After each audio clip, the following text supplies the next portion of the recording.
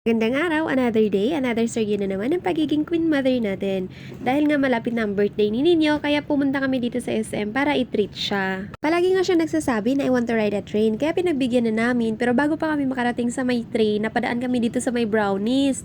Ayaw na niya maglakad kasi gusto niya daw kumain ng cake, gusto niya kasi yung paninda dito. So ayun, na mindset ko siya ng mabuti na pupunta kami sa train at magra-ride kami, kaya naging maayos yung mood niya ulit. Dito pala kami pumunta sa may Storyland SM North. Mahirap naman din kasi kung dadalhin natin si Ninyo at pasakayin sa LRT, baka ayaw na niya sumakay ulit ng train sa dami ng tao. Bali 60 pesos lang pala isang tao, dalawang ikot na yun, tapos libre yung baby namin, kaya nakasakay kaming apat.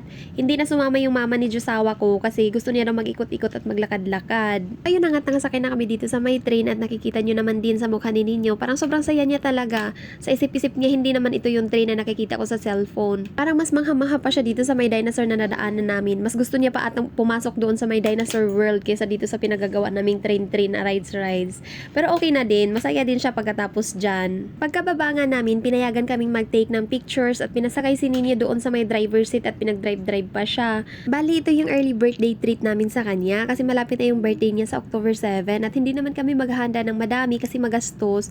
So dinala na lang namin siya dito sa SM at pinag-ride ng train. Tapos ang baby Rafa natin ay nag-start ng mga gat-ngagat kaya dumaan kami dito sa may baby section para maghanap ng teeter. Para ito yung kagat-kagatin niya habang tumutubo yung mga ipin niya. Kaso nahirapan kaming mamili kasi yung iba matigas, tapos yung presyo niya sobrang dollar, hindi namin afford. So nakahanap kami ng mas mura-mura, mga 199 ata yun. Yun na lang yung kinuha namin. Tapos si Ninyo naman, ayan, aliw na aliw siya sa mga laruan na nakikita niya. Habang naglalakad nga kami papunta sa food court para mag-dinner, napadaan kami dito sa may mga Christmas tree or Christmas decor. Sobrang gaganda, nakaka-excite na talagang mag-Christmas. As usual, si Ninyo hindi pwedeng dumaan lang, kailangan niya talagang titigan yung mga umiikot-ikot at gumagalaw-galaw dyan. So, bali, tumigil kami dito ng mga 5 minutes para titigan niya lang yung mga Santa Claus na mga umiikot-ikot. Si Ninyo Mi ay isang batang bida-bida plus isa ding tatay na bida-bida, kaya hindi talaga pwedeng mapalagpas yung mga bagay na ganyan. Bago pa man mabasag ng mag-ama ko yung mga Christmas decor, pumunta na kaagad kami dito sa my food court para kumain ng dinner. Si mama ay nag-order ng Jollibee, ako ay nag-order ako ng Manila Chon, tapos si daddy ay nag-order ng Japan. After namin kumain, dumaan kami dito sa may laruan ng bata para bayaran si Ninyo ng 30 minutes para mag-slides at saka mag-play ng balls. Favoriting to dun niya yan. Palagi niya sinasabi na I want to play balls, I want to slides. Kaya pinagbigyan na namin 150 lang naman yan.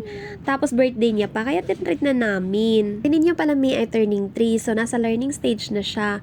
As millennial parents at first time parents din sa kanya, so medyo nahirapan kami kung paano namin siya i-guide at paano namin siya didisiplinahin. So bali, ang ginagawa namin, hindi namin siya pinagbibigyan kaagad sa mga gusto niya kasi ayaw namin na may spoiled siya. Bali, saka lang namin siya iti-treat kapag merong celebration like Christmas or birthday niya. So, ayun lang muna for today's video. Thank you for watching hanggang sa susunod na kabanata ng ating buhay-buhay. Pa-follow ako guys. I love you all.